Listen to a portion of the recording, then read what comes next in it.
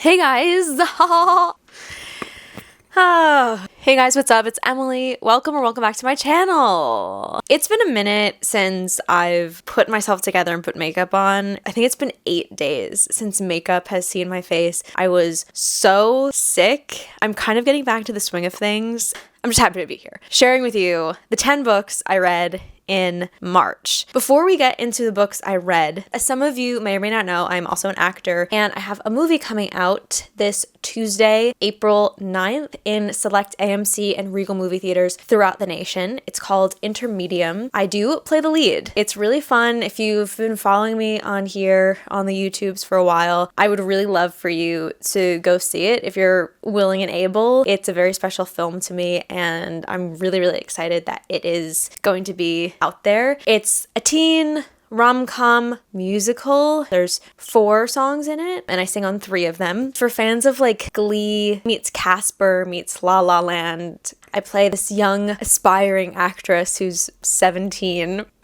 And her name is Bridget Doherty, and she struggles with OCD. She's moved to this new house, and there's a ghost that is haunting her room. And she's the only person that can see this ghost. He's kind of like interfering with her routines and stuff, so he's gotta go. We kind of figure out how to set him free, and along the way, we learn some lessons and meet some new people, I would say. It's the best way to describe it. So please go see it. I'm gonna read a list of states that it's playing in. If you live in any of these states, I will leave the Showtime link below for you to get your ticket. It's playing one day only, April 9th. It's playing in Alabama, California, Colorado, Connecticut, Florida, Indiana, Kansas, Massachusetts, New Jersey, New York, North Carolina, Ohio, Pennsylvania, Texas, and Wisconsin. So if you live in any of those states, check it out. Again, I'll leave the link down below. I'm very excited. I posted the trailer on Tuesday. You can check that out on my channel as well to get a little look-see, a further look into the dynamic. If you do end up coming to the show, like, please DM me on Instagram. Please post about it, tag me, even just leave a comment here. I really want to know, like, if you went to see Intermedium, I want to connect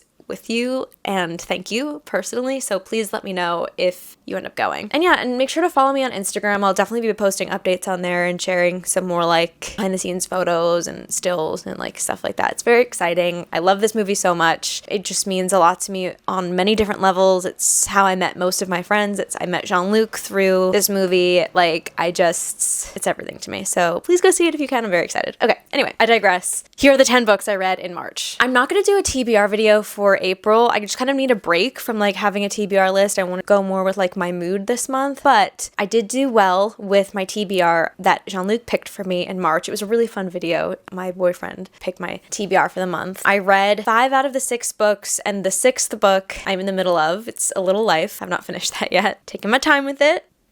We're coming along. All the other books from that video I did read. So let me just get my little list here. Okay, so the first book I read is Bride by Ali Hazelwood. I love Ali Hazelwood. I had really low expectations for this book because it is her first fantasy book. My low expectations were far exceeded. I actually really enjoyed this book. I ended up really liking the characters a lot more than I thought I would and connecting to them a lot more than I thought I would as I was reading it. Now, about a month later, I really don't remember much about the characters except for like major plot developments, so definitely was not a 5-star read, but at the time I gave it 4 stars. I really liked it. I would describe it as like Sarah J Maas light. It kind of reminded me of Crescent City a little bit. It had werewolves. It was a mystery, I think, if I'm recalling correctly. And yeah, there were definitely some like politics peppered throughout, but if you're looking to get into fantasy and haven't read a lot yet, and you're not really looking to read something with a lot of world building, maybe you've read other Ali Hazelwood books because she's like the queen of rom-com, maybe give Bride a try. It's about this vampire and werewolf. Their families hate each other, obviously, and then they have this arranged marriage to help bring their people together. So Misery is the vampire who's really like the main character. Lo is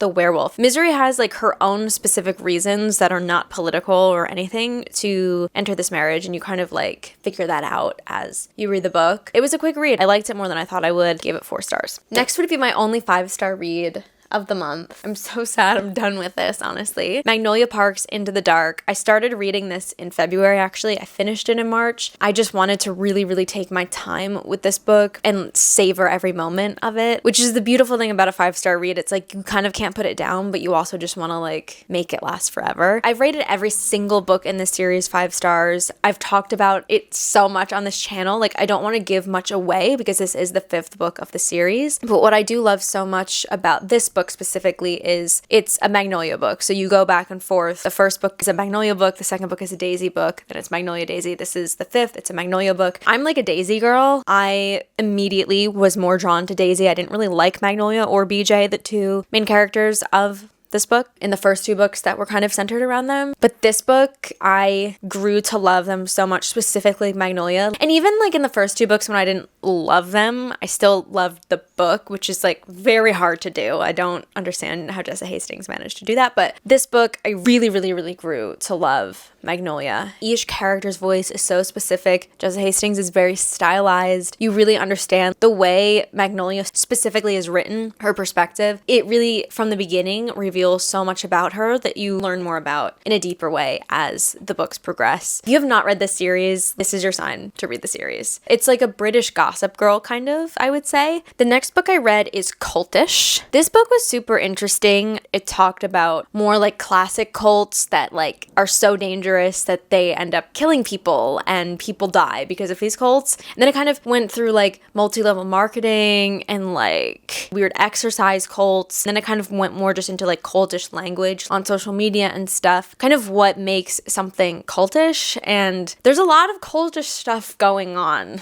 specifically on social media. And I think that this book really just kind of put that in context for me and made me have more of a questioning attitude towards it. Obviously, I know that everything I see on social media is not true and not real, but I think this book was a really nice reminder and a nice way to kind of like contextualize that. It felt a little disorganized. I wish the whole book was kind of more about the cultish language of now and of social media and like more about how that kind of manifests in people and less about like the history of cults. Like, I feel like we all know that. Like, that could have been a chapter for me personally. Like, that's what I wanted more from this book. I understand why you would need to go into the history of cults to understand like the language of fanaticism. I think I gave it a 4-star. I would definitely recommend it. I really like the cover.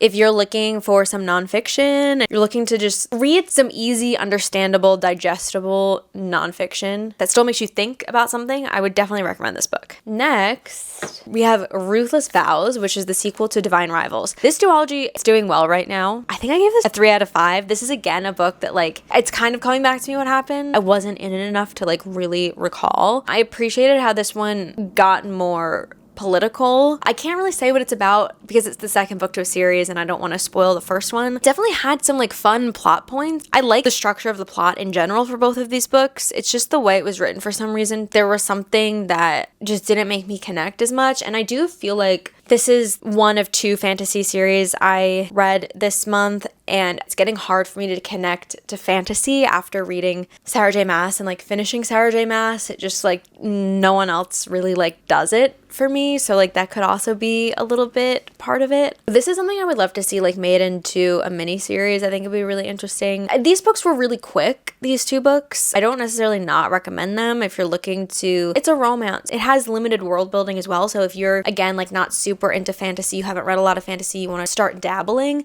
I think these books are a good place to start, and they are enjoyable. They also like are they lean a little young, I think, for me at this point, so that could also be why I wasn't super connected. Oh yeah, it's literally YA. The YA of it all is, I'm starting to get a little bored with YA, to be honest. I'm sorry. Sometimes not. Sometimes it's a good palate cleanser. It depends on which one it is. Yeah, I gave Ruthless Vows 3 stars. The next book I read is Someone Else's Shoes by Jojo Moyes, who I didn't realize wrote Me Before You, which actually I like DNF'd a long time ago before I got back into reading, but it was really cute. I was not expecting much from this book. It just kind of became available on my Libby, and I thought, why not take a chance on it? I really enjoyed it. I gave it a 4-star. Like, I connected to the characters a lot more than I thought I was going to. I thought it was a really original, creative concept. It's about these 2 women. This one, she leaves her gym bag, or she loses her gym bag at the gym, and has these like really nice shoes in them because she's a very like wealthy woman, and this other woman who is like more like working class accidentally takes the bag, puts on the shoes, and they give her this like confidence and kind of change her luck for the better. And then the other woman's luck changes for the worse. Kind of just leads to a bunch of other things for both of them. It was fun. Like I found many moments of it very humorous and just like fun to read. I also really enjoyed, like, again, as I'm saying, I feel like I am getting a little tired of YA. The two main characters in this were like women in their 40s. It was just more refreshing than reading about like two 17-year-olds like trying to figure something out. Yeah, I would definitely recommend it. Give it 4 stars. Okay, the next book I read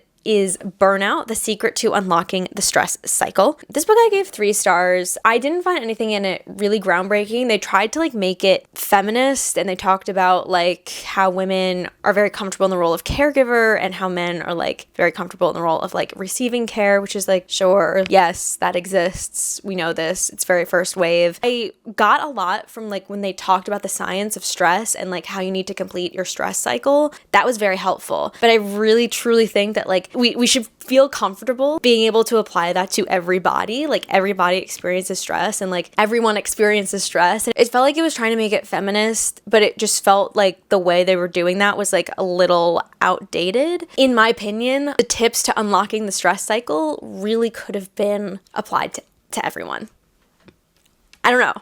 That's how I feel. Like the science of the stress cycle and how that works, how that's broken down, and how important it is to complete your stress cycle. Like that was a great part of this book. So I would really encourage everyone to read this book, even if you're not a cis white housewife. Moving on. How to Do Nothing. Resisting the Attention Economy by Jenny Odell.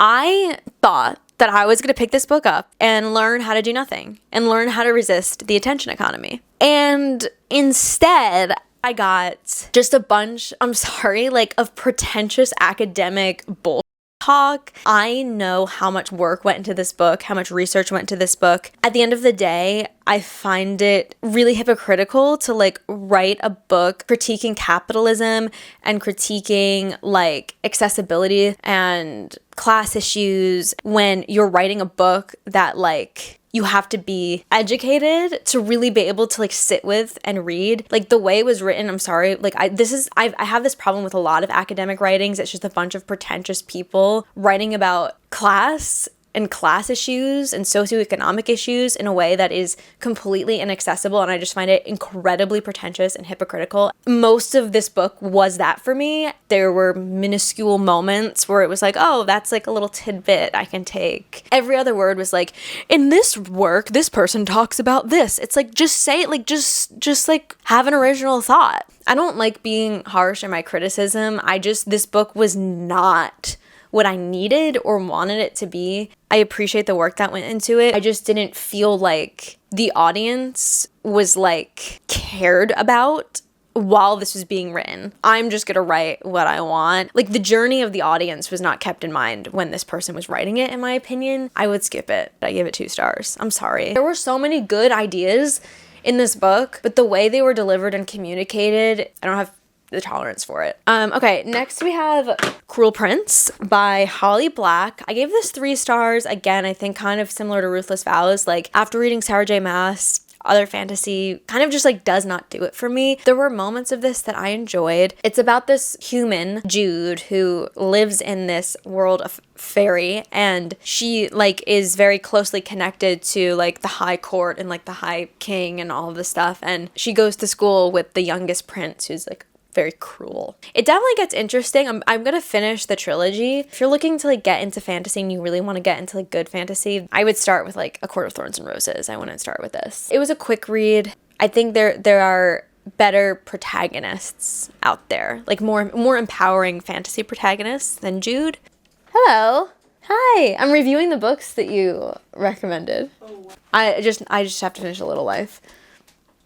Next, I read Slow Days, Fast Nights, The World, the Flesh, and LA by Eve Babbitt. Here's the thing about it. I don't remember like specific stories from this, but more just like the way that she writes. Like there are so many beautiful, honest, truthful quotes about like the human experience from this book that I just love so much. It was fun to like read about the happenings of certain places in Southern California. Like there was like a whole Palm Springs chapter, which was really fun. The Bakersfield chapter was really funny. Just a bunch about LA and stuff. I love Southern California too, so it was nice. I mean, it's so awful outside right now here in New York, so it was like a nice escape to like imagine being there. I really wanted to read this while I was in LA, but I just had no time to read anything. I think I gave this a 4 out of 5. I definitely want to read more of her stuff. The way she writes helps you kind of slow down and like see things in your own life that maybe you wouldn't see. She's just beautiful. Like her writing is so beautiful and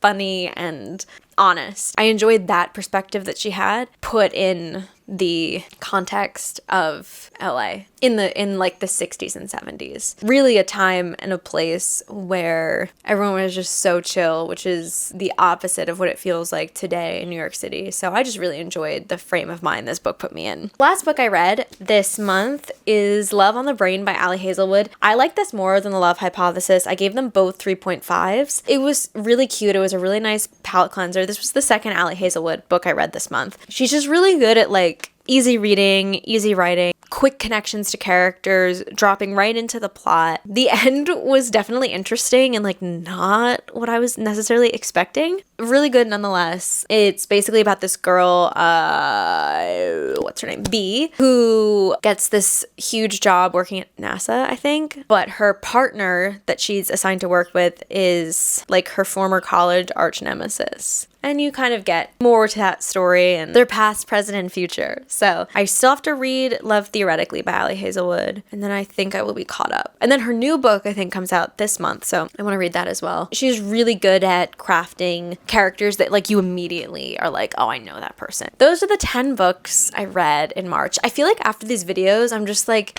was it fun listening to me like rant for however long it's been?